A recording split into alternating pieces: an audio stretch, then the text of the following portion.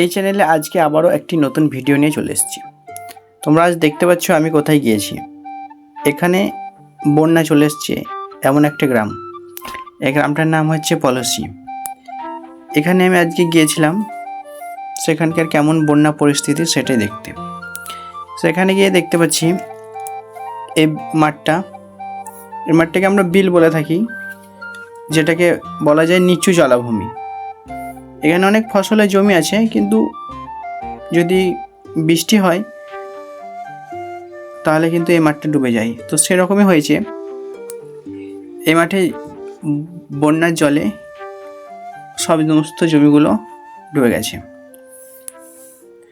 এখানে এসে দেখতে পাচ্ছি গ্রামের মানুষেরা সকলে মিলে এখানে ঘুরে বেড়াচ্ছে, একটি বিনোদনের জায়গা হিসাবে পরিচিতি লাভ করেছে।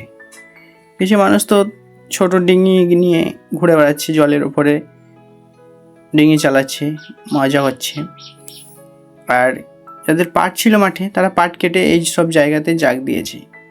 এই অঞ্চলের মানুষেরা পাট চাষ করে থাকে, কারণ পাট এখন ধরতে গেলে খুবই লাভবান একটি ফসল, যার বাজার মূল্য অনেক।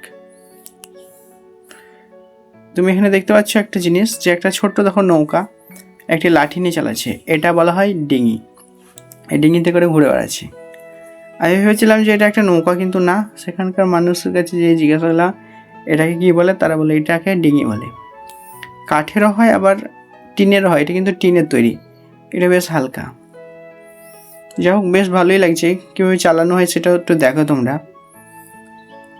আমি ভাবলাম এটা চালাবো, কিন্তু আমি দেখলাম যে না, এটা আমার দ্বারা সম্ভব নয়, কারণ আমি তো কখনো চালাইনি। এখানে দেখছি গ্রামের ছোটরাও এই সমস্ত ভাসমান ডিঙিগুলো চালিয়ে বেড়াচ্ছে। তাদের অভ্যাস আছে, হয়তো তারা অনেক দিন আগে থেকে শিখেছে বা জানে। আর আমাদের ধারে এরকম কোনো ব্যবস্থাই নেই। আর এগুলো প্রায় প্রত্যেকটা বাড়িতে একটা করে আছে। এগুলোর সাহায্যে তারা তাদের জমিতে যায় যখন জল থাকে অনেকটা, কোনো কাজে যেতে হয় তখন। তারপর আবার এগুলোকে নিয়ে অনেকে মাছ ধরে, জানো। অনেকে জাল আছে, সেগুলো এই জলের মধ্যে ফেলতে ফেলতে চলে যায়, একটা খুঁটিতে বেঁধে দেয় জালটাকে, তারপর আর একটা খুঁটি দিয়ে আবার সকালবেলায় সেই ডিঙিটা নিয়ে চলে যায় সেই মাছগুলোকে আনতে। যারা জলের দেশের মানুষ তারা এটা জানবে।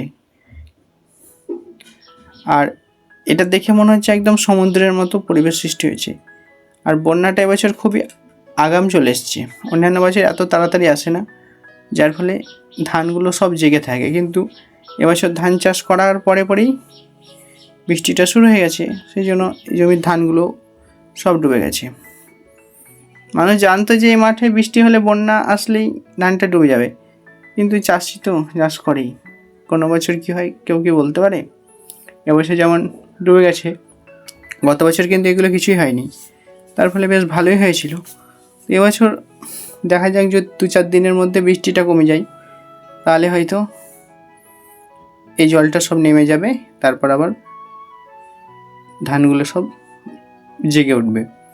আর সামনে একটা নদী আছে, ছোট্ট বড় একটা নদী। ওই নদী দিয়ে সব জলটা কমে যায়, কিন্তু ওধারে হয়তো প্রচণ্ড জলের চাপ আছে, সেই জন্যই জলের কমছে না। 2 দিন আগে অনেকটাই জল বেড়ে গেছিলো, প্রায় অনেক দূর পৌঁছে গেছিলো, ওই নারকেল গাছ পর্যন্ত চলে গেছিলো।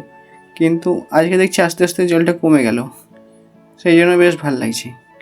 আর এই মানুষটা হয়তো মাছ ধরতে গিয়েছিল, জাল ফেলতে, সেই জন্য বাড়ি ফিরল আজকে।